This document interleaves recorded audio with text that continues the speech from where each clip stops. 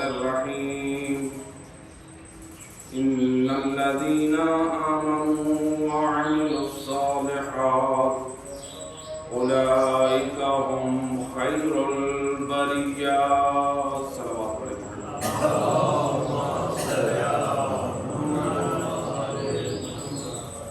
ارباب اعزا، آپ کے سامنے قرآن کریم کی مختصر آیت مجیدہ کو موضوع قرار دیا ہے۔ اس مختصر وقت میں انشاءاللہ اس آیت مجیدہ کی مختلف پہلوؤں کی روشنی ایک مل کے صلوات پڑھے محمد رحل بیت۔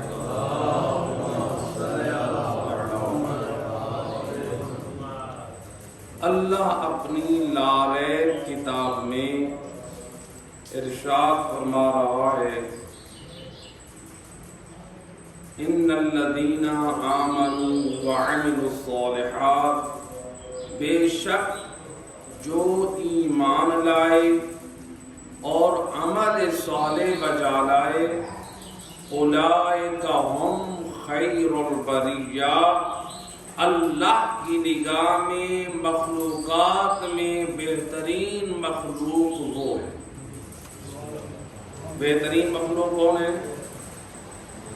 جن کے دامن میں دو چیزیں، ایک ہے ایمان اور دوسرا ہے عمل صالح۔ تو گویا اس آیت مجیدہ میں یہ بھی اعلان کر دیا، اگرچہ فرشتے بھی مخلوق کے پروردگار ہیں، لیکن اس میں یہ بتایا کہ اس سے بھی بڑھ کر جو مخلوق افضل ہے وہ اس وقت ہو سکتی ہے حضرت انسان میں کہ جس کے دل میں نور ولایت محمد وآل محمد ہو، اور جس کے وجود میں کردار محمد وآل محمد۔ اس لیے روایت ہے جسے علماء اہل سنت کے علامہ زمخشری نے یا علماء شیعہ نے نقل کیا ہے کہ سید الرسل فرماتے ہیں، قرآن میں جب بھی خطاب ہوا ہے ایمان والوں کو، تو ایمان والوں سے مراد قرآن میں ہے اے علی والوں۔ گویا اللہ قرآن میں فرما رہا ہے کامیاب ہیں علی والے، کامیاب ہیں علی والے۔ اور کون سے علی والے؟ جن کے وجود میں خود کردار علی بھی موجود ہے۔ ایک صلوات پڑھ دے محمد وحد بیت۔ اللہم صلی علی محمد۔ یہ آیت مجیدہ جو خود عظمت و شان علی ابن ابی طالب کی طرف واضح پیغام دے رہی ہے۔ حضرت جابر بن عبداللہ انصاری فرماتے ہیں، ہم اصحاب رسول اللہ کی بازوں میں بیٹھے ہوئے تھے، یا اتنی دیر میں علی حیدر کرار سامنے سے آ رہے تھے۔ سید الرسل لسان وحی سے بولنے والا نبی فرماتا ہے، اتاکم اخی، اے میرے اصحاب تمہاری طرف میرا بھائی علی آ رہا ہے۔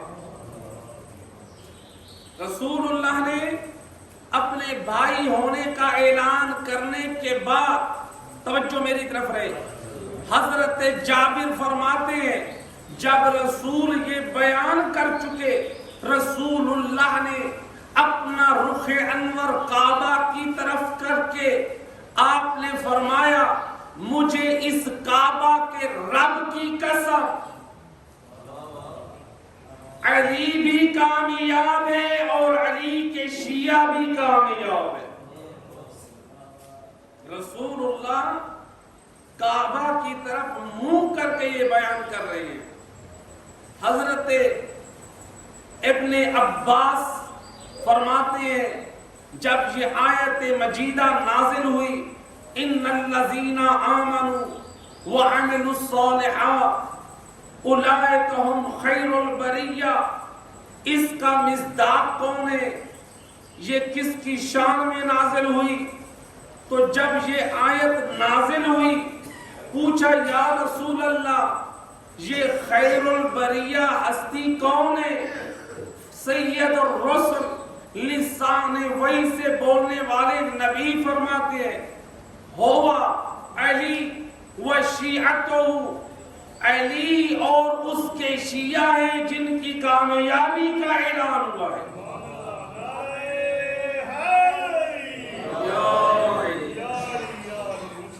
آج دنیا کہے کہ یہ شیعہ مذہب بعد کی پیداوار ہے، جائیں ذرا تحقیق کریں، یہ شیعہ لفظ یہ کوئی بعد میں پیدا نہیں ہوا، بلکہ زمانہ رسول میں یہ لفظ استعمال ہونے والا ہے، جسے نبی اگر اپنی امت کو کامیابی کی ضمانت دے رہے ہیں تو وہ یہ فرما رہے ہیں یا علی انت و شیعتک ہم الفائزون، اے علی تو اور تیرے پیروکار کامیاب ہے۔ جب نبی نے یہ اپنے زمانے میں فیصلہ کر دیا کہ کامیابی ہے علی کے حبداروں اور علی کے پیروکاروں کے لیے، تو پھر مجھے امت کا کوئی فرد بتائے وہ کون سا گروہ ہے جو علی کے مطابق اپنی زندگی گزارتی ہے۔ جب رسول اللہ فرما رہے یہ کہا جائے کہ یہ شیعہ یہ مسلک یہ مذہب بات کی پیداوار ہے، رسول اللہ نے اپنے لسان وحی سے فرمایا، اور یہ فقط رسول کی زبان میں نہیں بلکہ قرآن میں بھی لفظ شیعہ کا استعمال ہوا ہے۔ تو لہذا یہ سید الرسل نے اپنی زبان مبارک میں اس لفظ شیعہ کو بیان کیا ہے۔ شیعہ یعنی پیروی کرنے والے، پیروکار۔ گویا نبی نے یہ فرما دیا وہ حبدار جو علی کے کردار پر چلے اس کی کامیابی کی ضمانت میں نبی دیتا۔ اور کتنی عظمت ہے حبدار علی کی۔ علامہ کاشی نے سید الرسل سے روایت کی ہے، رسول اللہ فرماتے ہیں حب آل محمد یوما خیر من عبادت سنہ۔ فرماتے ہیں او دنیا والوں سن لو، آل محمد کی دل میں محبت رکھ لینا مجھ نبی کی نگاہ میں ایک دن آل محمد کی محبت ایک سال کی عبادت۔ جس دل میں ولایت آل محمد نہ ہو وہ ایک دن کی محبت افضل ہے اس عابد کی عبادت سے۔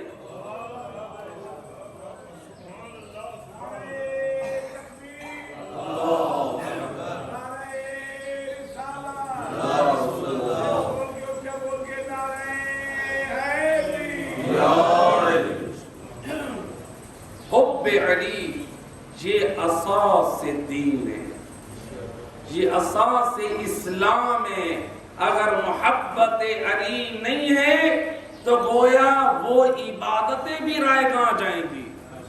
جس دل میں محبت علی نہیں ہے، اس لیے یہ محبت اہل بیت فقط مذہب تشیع میں فرض نہیں ہے بلکہ اسلام میں حب اہل بیت واجب ہے۔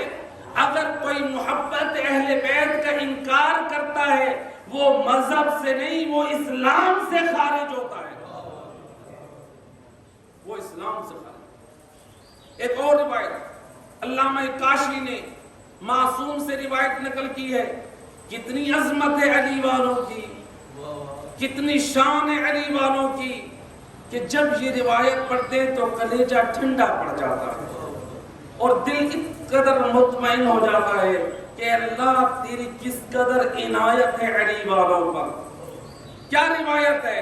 فرماتے من احب علی، جو علی سے محبت کرے وَمَاتَ عَلَى حُبِّهِ، اور اس حالت میں مرے کہ علی کا حبدار ہو، علی سے محبت بھی کرے اور خاتمہ بھی محبت علی پہ ہو تو پھر مولا پھر کیا اس کی شان ہے؟ فرمایا لسان عصمت سے صافحتہ الملائکہ وزارتہ ارواح الانبیاء. حبدار علی جب مرتا ہے تو اس سے پہلے ملائکہ آ کر مصافحہ کرتے ہیں، انبیاء کی ارواح اس کی زیارت کرتی ہے.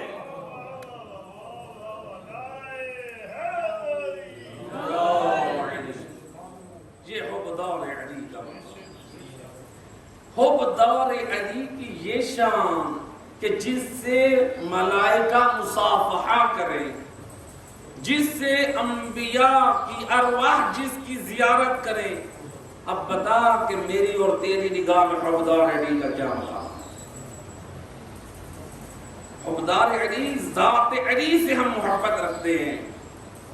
علی کی ذات سے فقط محبت ہے یا علی کی ہر جو جڑی ہوئی منسوب چیز ہے اس سے بھی محبت ہے؟ میں ایک مثال دیا کرتا ہوں بچوں کو سمجھانے کے لیے، جوانوں کو. دیکھیں یہ مسجد کا دروازہ یا امام بارگاہ کا دروازہ بننے سے پہلے اگر یہ لوہے کا دروازہ ہے تو لوہا مارکیٹ میں موجود تھا. اگر یہ لکڑی کا دروازہ ہے تو یہ لکڑی مارکیٹ میں موجود تھی. جب تک یہ دروازہ وجود میں نہ آیا اس وقت تک نہ لکڑی کی کوئی عظمت، اس وقت تک نہ لوہے کی کوئی عظمت. چاہے اس لکڑی کو کوئی نجس کر رہا ہے، چاہے اس لکڑی پہ کوئی پاؤں لگا رہا ہے، کوئی نہ اس کی عزت ہے نہ کوئی اس کا احترام ہے. لیکن جب یہ لکڑی منسوب ہوئی ہے دروازے آل محمد سے، جب یہ لکڑی جڑ کر دروازے کی شکل میں جب یہ لگا ہے دروازہ امام بارگاہ کو، اب اگر کسی میں یہ جرأت ہو کہ وہ آئے اور اس دروازے کی توہین کرنا شروع کرے، یہ ہمارا ایمان اجازت نہیں دیتا کہ ہم اس بد نصیب کو آرام سے جانے دیں جس نے ہمارے مقدسات کی یہ توہین کی ہے. گویا تعظیماً ہم جب جاتے ہیں تو اس دروازے کو بھی چومتے ہیں یا مسجد کے دروازے کو بھی چومتے ہیں. کیوں؟ یہ عام لکڑی نہیں ہے، یہ عام لوہا نہیں ہے، بلکہ یہ منسوب ہوا ہے یا امام کے گھر سے یا اللہ کے گھر سے. تو نسبت سے اس کی عظمت بڑھ گئی ہے. تو بھئی لوہا اور لکڑی یہ تو مادہ ہے، یہ تو ٹھوس ہے، یہ تو اشرف بھی نہیں ہے، اشرف المخلوقات بھی نہیں ہے. لیکن اشرف المخلوقات کون ہے؟ مخلوقات میں سے انسان ہے. لیکن انسانوں میں جو افضل اور اشرف ہے وہ ہیں وہ افراد جن کے دلوں میں ہے نور ولایت آل محمد. تو جب لکڑی یا لوہا امام کے دروازے سے منسوب ہو تو اس کی عظمت بڑھ جائے، اور جس کے دل میں نور ولایت علی ابن ابی طالب آ جائے اس کی شان اور عظمت کتنی بڑھ جائے. اب اس کی جیسے ہم دروازے کی تعظیم کرتے ہیں معذرت کے ساتھ، کیا ہم مومن کی ویسے تعظیم کرتے ہیں؟ مومن کا رتبہ بلند ہے، مومن کی تعظیم ہے، مومن کا احترام ہے.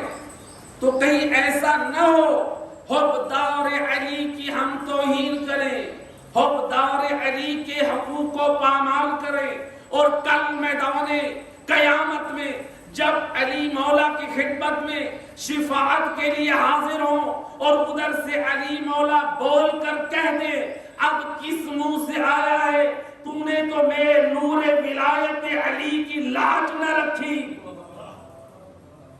اب کس منہ سے آیا؟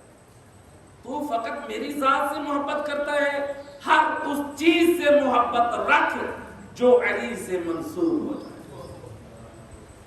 انسان سے بھی محبت کر تو محبت علی کو دیکھ کر. یہ میرے مولا کا حبدار ہے، بڑا اجر اور ثواب ہے. صلوات پڑھتے محمد وغیرہ. لہذا اہل بیت کی یہ ولایت جس پہ بھی پیش ہوئی ہے، اللہ نے اس ولایت کے صدقے میں اس کو شرف بخشا ہے. جیسا کہ روایات میں ملتا ہے، یہ جو عقیق ہے، عقیق کے بارے میں ملتا ہے کہ جس ہاتھ میں عقیق یا فیروزہ ہو، اس ہاتھ کی اللہ دعا رد کرتے ہوئے حیا محسوس کرتا ہے. بھئی اس میں اللہ نے یہ عظمت رکھی کیوں؟ آج جو لوگ دنیا والے یہ اعتراض کرتے ہیں، بھئی یہ شیعہ حضرات یہ پتھروں کی پرستش کرتے ہیں، یہ پتھروں کو ہاتھ میں پہنتے ہیں، یہ ان کی پرستش کرتے ہیں. میں کہا کرتا ہوں نا میرے دوست، ہم ان کو ذاتی پتھروں کو ذاتی صاحب کمال نہیں سمجھتے. ہم یہ ایمان رکھتے ہیں ان میں یہ شرف اور فضیلت بھی اللہ کی ذات نے رکھی ہے. بھئی جب میری اور آپ کی بنائی ہوئی دوائی پیناڈول ہو، ڈسپرین ہو، میری اور آپ کی بنائی ہوئی دوائی اثر پذیر ہو سکتی ہے، مریض کو شفا دے سکتی ہے، کیا اللہ کے بنائے ہوئے پتھر اگر کوئی شخص پہن لے کہ ان میں اثر ذات الہی نے رکھا ہے تو اس میں کون سی شرک کی بو آتی ہے؟ عجیب لاجک ہے. لہذا ان پتھروں میں ذاتی کمال نہیں، وہ بھی اللہ نے ان میں اگر کمال رکھا ہے تو وہ ولایت کے اقرار سے. جیسا کہ امام فرماتے ہیں اس عقیق نے سب سے پہلے اللہ کی وحدانیت کا، نبی کی نبوت کا اور ہم آل محمد کی ولایت کا اقرار کیا ہے. اللہ نے اس اقرار کے صدقے میں ان کو یہ عظمت بخشی. اسی طرح سے روایت میں ملتا ہے ایک دن امیر المومنین علی ابن ابی طالب علیہ السلام، اللہم صلی علی محمد، امام بیٹھے ہیں، حضرت سلمان بھی ساتھ ہیں. روایت کے جملے ہیں، آپ فرماتے ہیں سلمان خربوزہ کاٹ لیکن پہلے پڑھ بسم اللہ الرحمن الرحیم. فرماتے ہیں سلمان جو خربوزہ میٹھا نکلے اسے کھا لینا، جو پھیکا نکلے اسے چھوڑ دے. جس نے جو میٹھا ہے اس نے ہماری ولایت کا اقرار کیا ہے. جو میٹھا نکلے اس نے ہماری ولایت کا اقرار کیا ہے. تو گویا کائنات میں جتنی بھی چیزیں ہیں اگر لائق کے فضیلت بنی ہے تو وہ نور ولایت کے اقرار سے. اب یہاں پر ایک پیغام دے دوں، یعنی اگر خربوزے میں مٹھاس ہے تو نور ولایت اہل بیت کے صدقے، اگر پتھر لائق کے زینت بنے ہیں تو نور ولایت اہل بیت کے صدقے. ورنہ کتنے ایسے پتھر ہیں جو پاؤں پہ رگڑنے کے قابل ہیں، وہ نور ولایت سے محروم رہے. کچھ سڑکوں کچھ کا نصیب سڑک بنی تو کچھ کا نصیب ہاتھوں کی زینت بنی. تو گویا یہ پیغام ملا، پتھر اپنے وجود میں یہ بتا رہا ہے اگر میں نے ولایت کو قبول کیا ہے تو میں لائق کی زینت بنا. پھل بتا رہا ہے خربوزہ میں نے نور ولایت علی کو قبول کیا تو میرا وجود میٹھا بنا. اے حبدار علی، اگر تو نے ولایت علی کا اقرار کیا ہے تو تیرا وجود دنیا والوں کے لیے زینت بھی بنے اور تیرا اخلاق دنیا والوں کے لیے میٹھا بھی بنے. ہمارا کردار زینت ایسا ہو کہ دنیا جب دیکھے تو دیکھ کر کہے رحم اللہ جعفر ابن محمد، خدا سادے کے آل محمد پہ رحم کرے کہ اپنے چاہنے والوں کو کتنا بہادر بنایا. ایسا کردار ہو دنیا والے دیکھ کر گئے ہے تو آل محمد کا چاہنے والا لیکن صداقت میں بڑا سچا ہے, امانت میں بڑا پکا ہے, معاملے کا بڑا مضبوط ہے. میرے دوست یہ کردار آل محمد کی چادر اپنانے سے یہ ان کے فخر میں اضافہ ہوگا اور ہماری نجات کی ضمانت ہے. میں ایک مثال دیا کرتا ہوں. آپ پھل لینے کے لیے جاتے ہیں کسی دکان کو یا کسی ریڑھی والے کے پاس, تو عام طور پہ کیا ہوتا ہے, پھل کے جو دکاندار ہوتے ہیں عام طور پر جہاں دیکھتے ہیں نا پھل داغدار ہے, اسٹیکر اتار کے اس داغ والی جگہ کو چھپا لیتے ہیں. کیوں؟ تاکہ اچھے پھلوں کے ساتھ یہ پھل بھی چلے جائیں, یہ پھل بھی نکل جائیں. میرے دوست ہمارا کردار اس لائق نہیں ہے. ہم تو ہیں خطا کار, ہم تو ہیں گناہگار کہ ہم اللہ کی بارگاہ میں ہمارا کردار قابل قبول ہو. لیکن اگر ہم پاک ہستیوں کے پاک کردار کی چادر کو اوڑھ لیں اور کل میدان قیامت میں جب وہاں جائیں ادھر سے اللہ کی آواز آئے, اے فرشتوں آنے دو, یہ پنجتن پاک کے پاک کردار کی چادر اوڑھ کے آ رہا ہے, مجھے اس کے عیب اور یہ داغ قبول ہے. کیوں؟ اس نے اپنے عیبوں کو پاکوں کی چادر سے اوڑھ چھپا رکھا ہے. ایک صلوات پڑھے محمد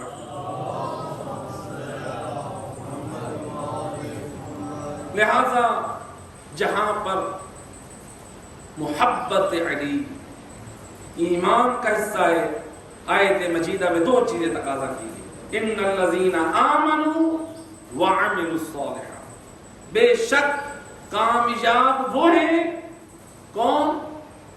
ان الذین آمنوا, ایمان والے, وعملوا الصالحات. اللہ فرما رہا ہے جو ایمان اور عمل صالح والے ہیں یہی وہ لوگ ہیں جو خیر البریہ ہیں.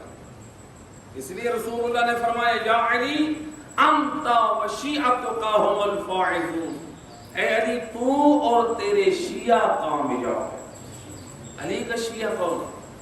یعنی علی کا پیروکار, علی کے پیچھے چلنے والا. علی کے پیچھے چلنے والا یعنی اپنے ہر عمل میں یہ دیکھے کہ میرا امام کیا چاہتا ہے, یہ نہ دیکھے میرا دل کیا کہہ رہا ہے, یہ دیکھے میرا امام کیا چاہتا ہے. ہم پر دل کی ولایت نہیں, علی کی ولایت ہے. ہمارے وجود میں ہمارے کردار ہر عمل سے پہلے ہم دیکھیں اہل بیت ہم سے کیا چاہتے ہیں. اہل بیت کہ جو پاک کردار کی طرف ہمیں جو دعوت دی گئی ہے حقیقت میں ہمیں عزت بخشنے کے لیے دی گئی ہے.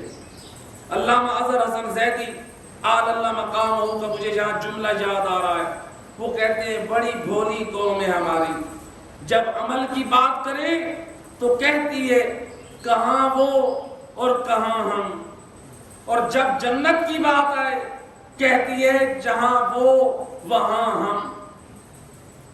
میدان عمل میں کہتے ہیں ہم اور ان کی کیسے برابری. لیکن میں یہاں پر ایک جملہ ان بزرگوں کے بعد کہا کرتا ہوں, میرے دوست تجھے علی سے برابری کا حکم نہیں ہے, علی کے ساتھ برابری میں ہلاکت ہے, علی کے ساتھ برابری میں گمراہی ہے. تجھے اور مجھے علی کی پیروی کا حکم ہے, اسی میں نجات ہے. جو علی کی برابری کرے وہ گمراہ ہو گیا,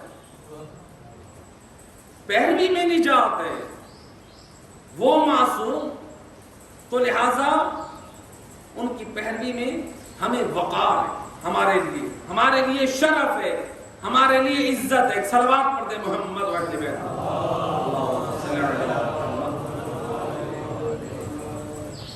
عام طور پہ ایک مثال کے ساتھ دیکھیں, گھروں میں اگر کوئی نوجوان کوئی بچہ کوئی برائی انجام دیتا ہے، کوئی غلط کام انجام دیتا ہے جس سے باپ کی عزت پامال ہوتی، کیا کہتا ہے؟ تو نے میرے سفید بالوں کی لاج بھی نہ رکھی، تجھے اتنا بھی خیال نہیں آیا میں نے اتنے عرصے میں جو میں نے اپنے معاشرے میں محلے میں عزت بنائی ہے، نہ تو نے میرے شرف کو دیکھا، نہ میرے سفید بالوں کو دیکھا، نہ میرے نام اور وقار کو دیکھا، تو نے میرا سب کچھ برباد کر دیا ہے، میں تجھ سے کبھی راضی نہ ہوں گا۔ ایسے کہتے ہیں کہ نہیں کہتے؟ کتنے والدین ہیں یہ کہتے ہیں؟ تو جب والدین دیکھتے ہیں کہ اولاد نافرمان ہے تو یہ جملہ کہہ دیتے ہیں۔ اب والدین یہ کہتے ہیں کہ تو نے میرے سفید داڑھی کا خیال نہیں کیا۔ میرے دوست کہیں ایسا نہ ہو کل میدان قیامت میں جب ہم آل محمد کی خدمت میں جب حاضر ہوں اور ادھر سے سید الرسل بول کر کہہ دیں اور میرا کلمہ گو تو نے مجھ نبی کی سفید ریش کا خیال نہیں، اور علی مولا بول کر کہہ دے او علی والا اور میرا حوادار تجھے اتنا بھی خیال نہ آیا میری خون سے حساب داڑھی کی لاج نہ رکھی، اور زہرا کا لال بول دے کہ او میرا حسینی اور حوادار حسینی تو نے میری قربانیوں کی لاج بھی نہ رکھی، تو وہاں پر ہم کیا جواب؟ ایسا نہ ہو وہاں شرمندگی سے ہمارا سر جھک جائے۔ ایسا کردار اپنائیں، ایسا کردار لے کر جائیں جب پنجتن پا یا آل محمد ہمیں آتا ہوا دیکھیں ہمارا کردار اتنا پاک ہو، اتنا صاف ہو کہ جب وہ دیکھیں تو بول کر کہیں مرحبا بکا او خوش آمدید او ہمارا حوادار، آپ تیرے حوادار ہونے پہ بھی راضی ہیں، تیرے پاک کردار پہ بھی راضی ہیں۔ ایسے بن کے کہ آل محمد ہمارا استقبال۔ لہذا اس دین کو بچانے کے لیے آل محمد نے بڑا خرچ کیا۔ اجرکم علی اللہ زادارو، آج ماہ رمضان کی 19ویں، یہ وہ بڑی مظلومیت کا دن ہے۔ روایت کہتی ہے ایک دن رسول اللہ خطبہ دے رہے ہیں، خطبہ دینے کے بعد علی نے سوال کیا، نبی نے جواب دیا۔ منبر پہ رسول اللہ جواب دے رہے ہیں، مسجد النبوی رسول نے جواب دیا، رسول جواب دے کے رونا شروع کر دیا۔ علی مولا فرماتے ہیں یا رسول اللہ رو کیوں رہے ہیں؟ فرماتے ہیں یا علی ماہ رمضان کا مہینہ ہوگا اور تجھ پر ظلم ڈھایا جائے گا۔ گویا نبی نے اپنے زمانے میں علی کے مصائب کی مجلس پڑھ دی۔ اے علی یہ ماہ رمضان کا مہینہ ہوگا جب حسن و حسین یتیم، اے علی یہ وہ مہینہ آئے گا جس میں تیری داڑھی کو خون سے خضاب کیا جائے گا، اے علی یہ وہ مہینہ ہے جس میں تجھے شہید کیا جائے گا۔ میں عرض کروں گا یا رسول اللہ فقط اس مہینے میں حسن حسین زینب و کلثوم بھی یتیم نہیں ہونا بلکہ پوری امت یتیم ہو جائے گی۔ اجرکم علی اللہ زادارو، یہ ماہ رمضان علی کی زندگی کا آخری سال ہے۔ روایت کہتی ہے میرا مولا کبھی روزہ امام حسن کے پاس افطار کرتے، کبھی روزہ امام حسین کے پاس افطار کرتے ہیں، کبھی بیٹی زینب کے پاس۔ تو ایک رات آئی جو 19 کی رات جناب ام کلثوم کے ہاں روزہ افطار کرنے کے لیے پہنچے۔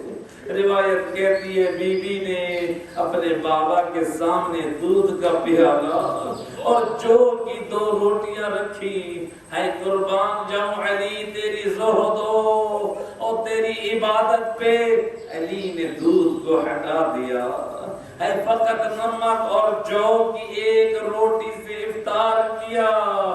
سنو گے عزادارو، روایت کہتی ہے علامہ قزوینی نقل کرتے ہیں کہ جب رات کا وقت گزر رہا ہے، امام علی عبادت الہی میں کبھی رکوع تو کبھی قیام، کبھی سجدے تو کبھی مناجات، ایک وقت آیا میرا امام ذہن میں آئے، آسمان کی طرف دیکھ کے فرماتے ہیں یہ وہ رات آ گئی جس رات کا رسول اللہ نے وعدہ کیا تھا، اجرکم علی اللہ زادارو، ہے علی بھی بڑے مضطرب ہے۔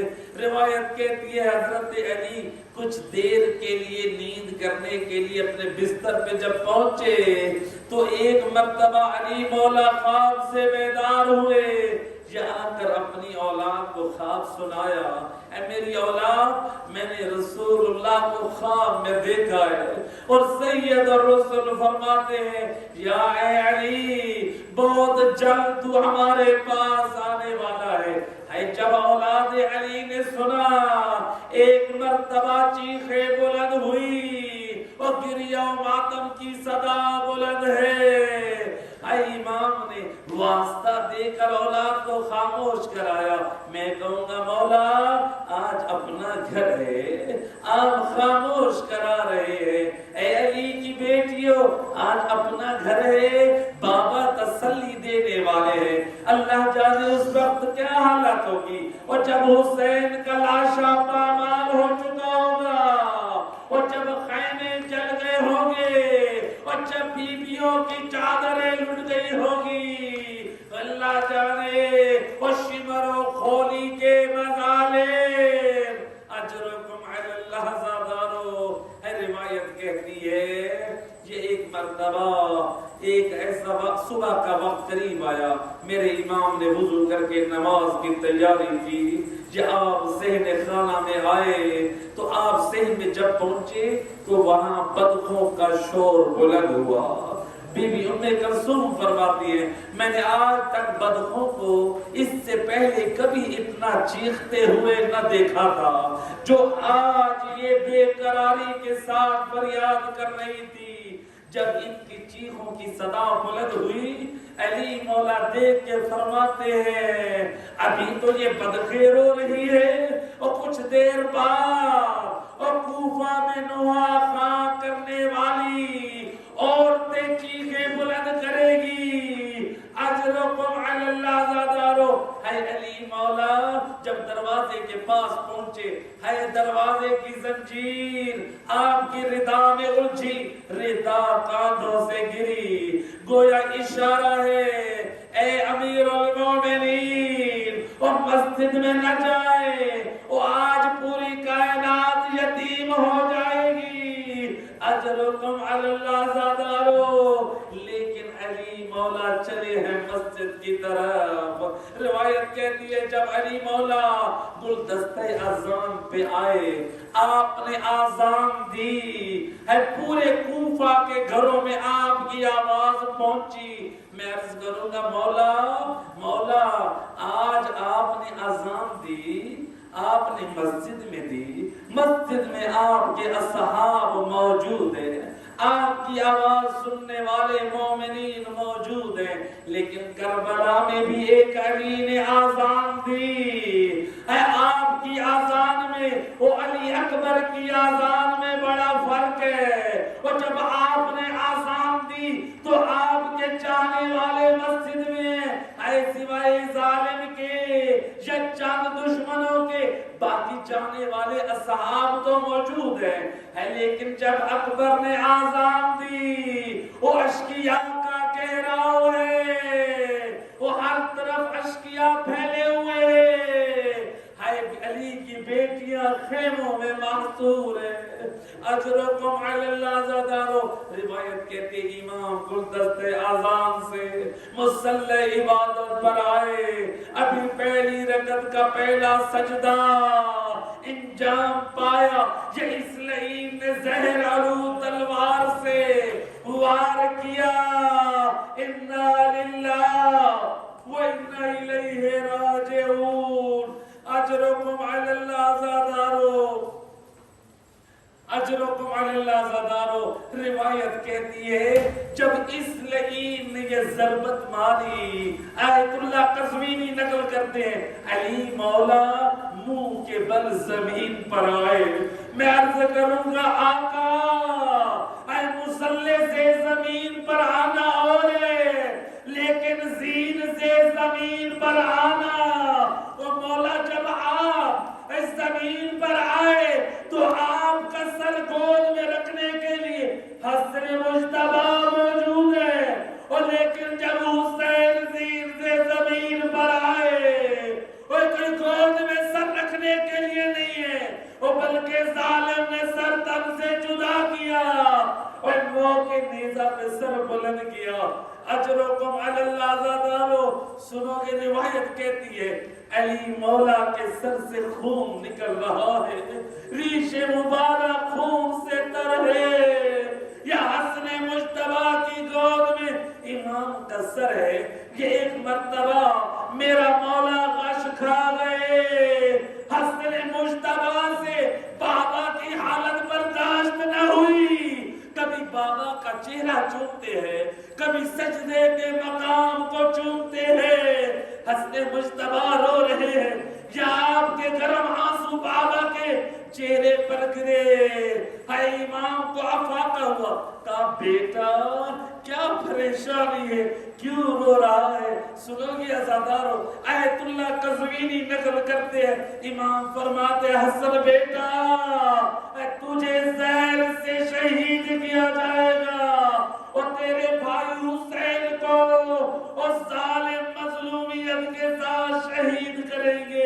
اجرکم علی اللہ زادارو روایت کہتی ہے جب میرے امام کو جب گھر لے جایا گیا تو ایک مرتبہ امام حسین بابا کو دیکھ کر رو رہے ہیں.